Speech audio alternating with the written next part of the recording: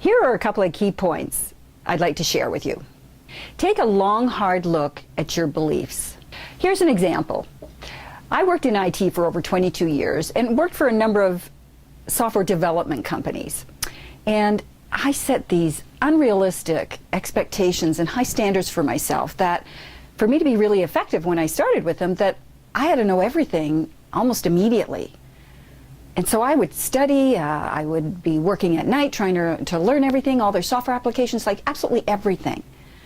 And the strange thing is, when I hired people, I would give them about 2 weeks to really get a handle on everything and get familiar before I would even consider giving them a major project. So if I gave them permission to take time to learn, why didn't I do it for myself? This is what are called limiting beliefs. And beliefs are thoughts that we think over and over again until they become a belief. So therefore, our beliefs can change. So we put these unrealistic expectations of ourselves, like people who are trying to be perfect, trying to prove themselves to people, or people who are just trying to please others at the expense of their own emotions. These are limiting beliefs. So ask yourself the question, am I hanging on to beliefs that I learned as a child or a young adult, or even something just recently that isn't serving me, that isn't benefiting me, and is causing me stress? The second key point is your emotional needs. Giving of yourself to others is a wonderful feeling, isn't it?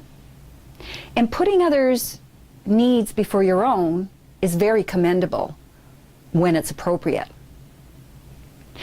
And if you're doing those things without any feelings of guilt or obligation, then that's a healthy choice.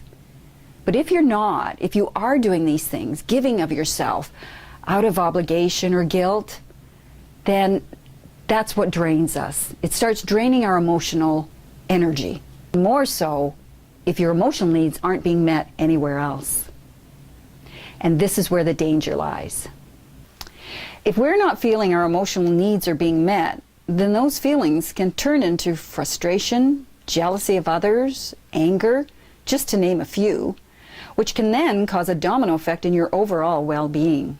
So pay attention to your emotions or feelings. They're your inner guidance system, and then act on them.